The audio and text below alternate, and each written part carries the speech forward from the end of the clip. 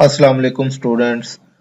Welcome to IT Students Training C++ Programming Intermediate Level course का ये 4th lecture है। Students, इस lecture में हम फंक्शन को अपने डेव C++ में कोड करेंगे। सेकंड और थर्ड लेक्चर में हम फंक्शन के बारे में डिटेल के साथ स्टडी कर चुके हैं। फंक्शन के रिलेटेड बहुत से कंसेप्ट्स आपने देखे हैं। ये कंसेप्ट होपफुली आपको काफ़ी चीज़ें समझ आ गई होंगी। अगर नहीं भी आई तो जब हम अभी प्रोग्राम लिखेंगे तो इस प्रोग्राम में हम जितने भी कंसेप्ट पढ़े हैं वो सारे कंसेप्ट हम प्रोग्राम में प्रैक्टिकली कोड करेंगे। तो आज की हमारी जो प्रॉब्लम स्टेटमेंट है वो है कि write a C++ program which contain a function, कि एक प्रोग्राम लिखना है जिसमें हमने एक फंक्शन लिखना है। This function receive a number, ये क्या होगा? सोचो कि फंक्शन को जो नंबर रिसीव होगा इसको हम क्या कहेंगे? Yes, it's argument. फंक्शन को जो इंफॉर्मेशन एज इनपुट दी जाती है या फंक्शन जो इंफॉर्मेशन रिसीव करता है उसको आर्गुमेंट या पैरामीटर कहते हैं। ठीक है, एज आर्गुमेंट।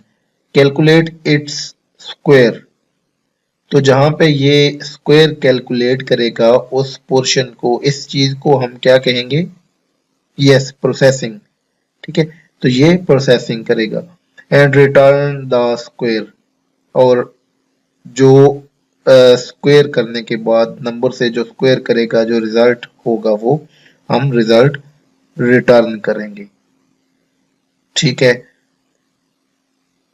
तो स्टूडेंट हम अपने डेव C++ टूल में की तरफ चलते हैं।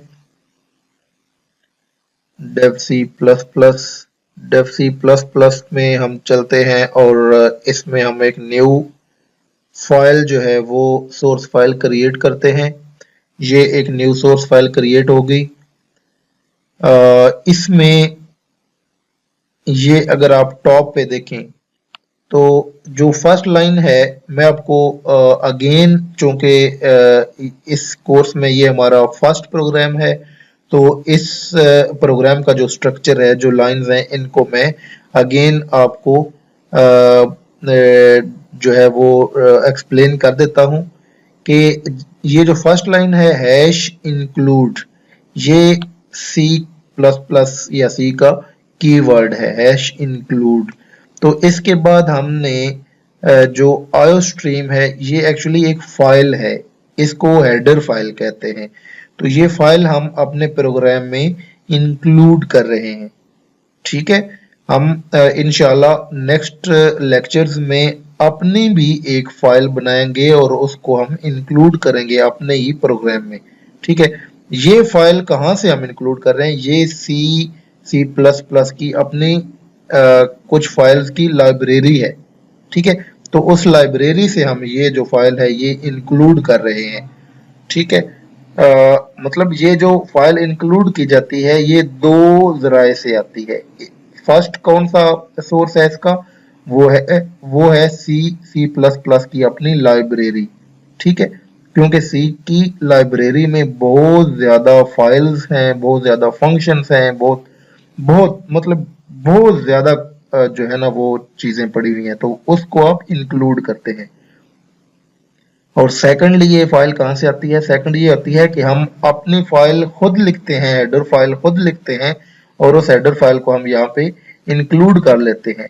क्यों करते हैं इंक्लूड? इसलिए करते हैं कि इस फाइल के अंदर जो फंक्शन लिखे होते हैं उनको हम यूज करते हैं अपने प्रोग्राम के अंदर। ठीक है, तो ये इसके बाद नेक्स्ट मूव करें तो ये यूजिंग नेम स्पेस std।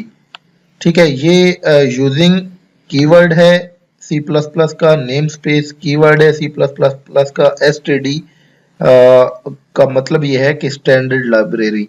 ठीक है, तो इस लाइन का एक्चुअली ये मतलब है कि हम ये जो फाइल इंक्लूड कर रहे हैं इस फाइल की स्टैंडर्ड लाइब्रेरी यूज करेंगे। ठीक है, इसको मजीद डिटेल के साथ इंशाल्लाह हम नेक्स्ट लेक्चर में देखेंगे। फिलहाल आप सिर्फ इतना ही जो है वो कंसेप्ट ले लें कि ये जो फाइल हम इंक्लूड करते हैं इसकी इस लाइन में हम कह रहे हैं कि इस फाइल की हम सिर्फ स्टैंडर्ड लाइब्रेरी यूज करेंगे। ओके, तो नेक्स्ट ये जो लाइन है ये जो कमिट्स है, ठीक है, कि हमने सी में अगर सी या सी प्लस प्लस में कोई लाइन अपने प्रोग्राम में कमिट्स करनी हो, कमिट्स का मतलब ये है कि ये लाइन कंपाइलर जो है वो रीड नहीं करता। ठीक है, इस लाइन में आप जो भी लिख दें ये कंपाइलेशन में नहीं आती, ये इससे आपके कोड में कोई फर्क नहीं आता।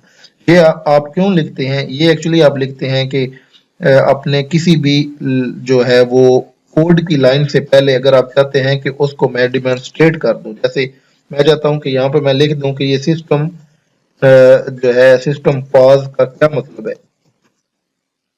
ठीक है,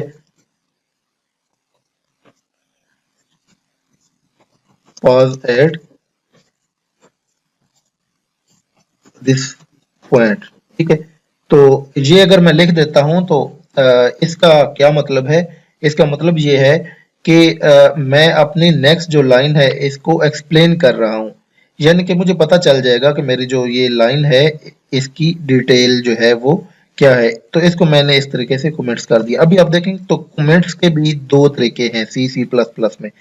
फर्स्ट क्या है, फर्स्ट ये है कि आप ये फॉरवर्ड स्लैश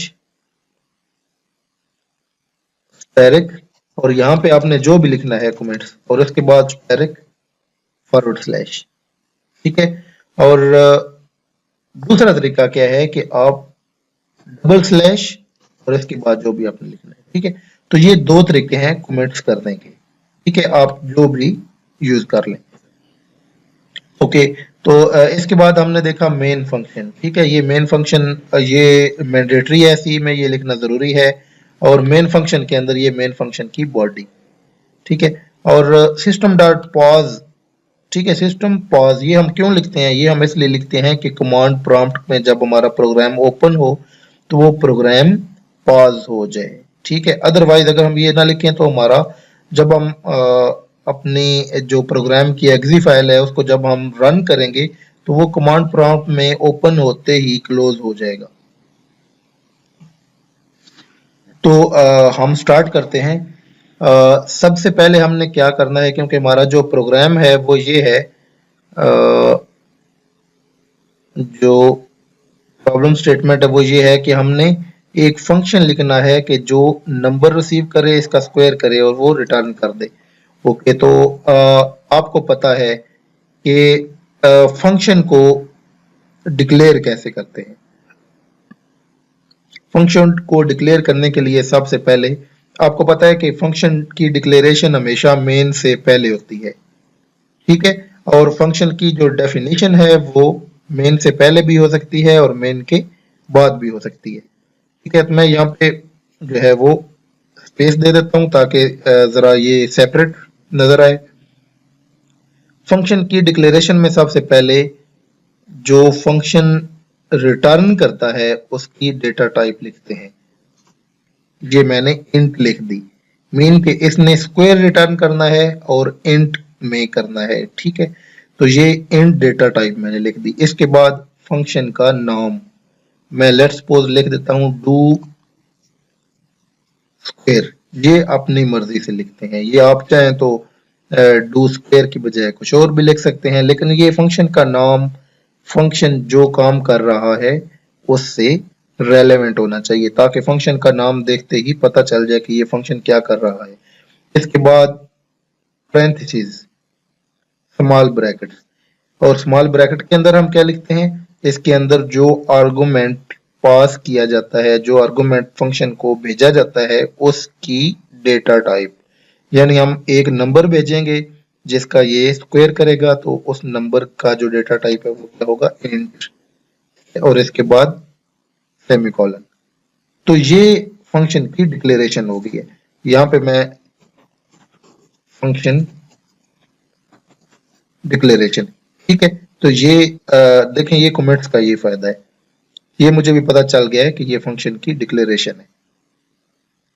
अच्छा, ये डिक्लेरेशन में दो चीजें, ये मैंने आपको बताया था कि इंट ये जो डेटा टाइप है ये लिखना जरूरी है।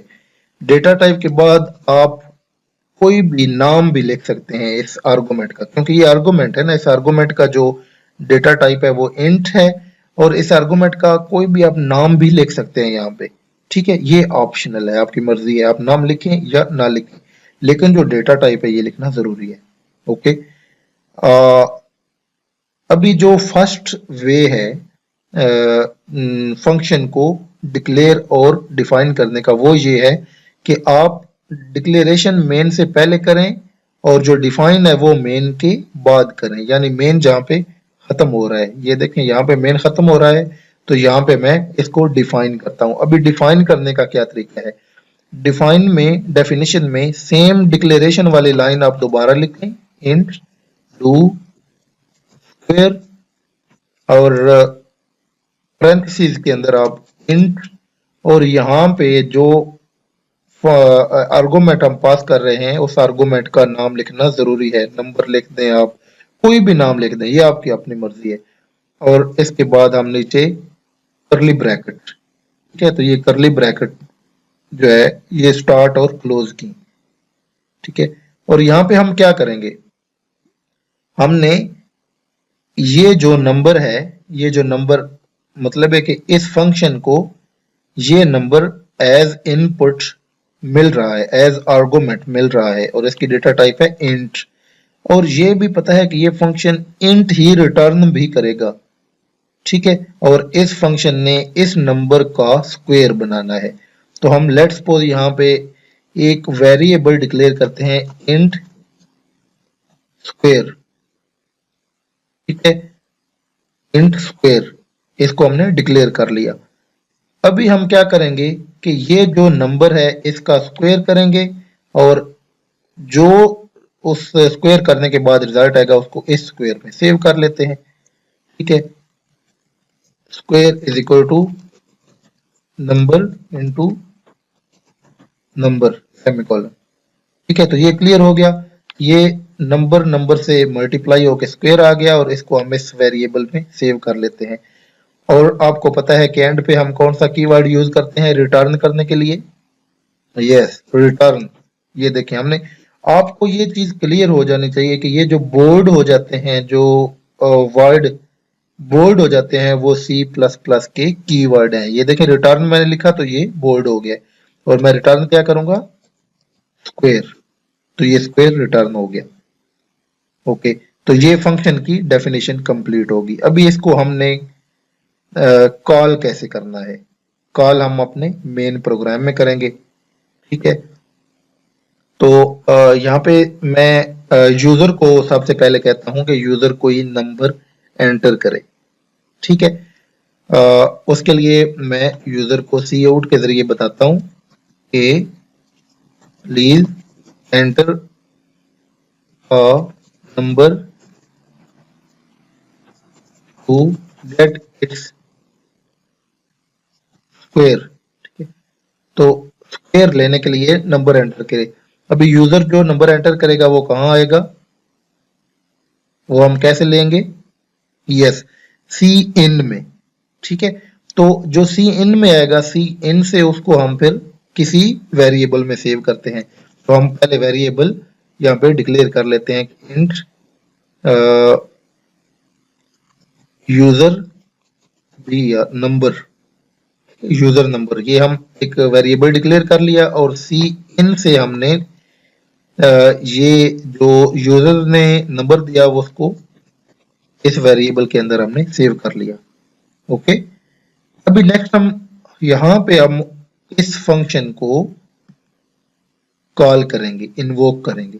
तो फंक्शन को कॉल करने के लिए क्या क्या चीजें जरूरी हैं, सबसे पहले फंक्शन का नाम डू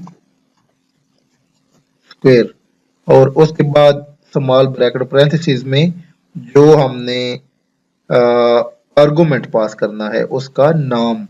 तो हम कौन सा आर्गुमेंट पास कर रहे हैं, यूजर नंबर सेमीकोलन, ठीक है।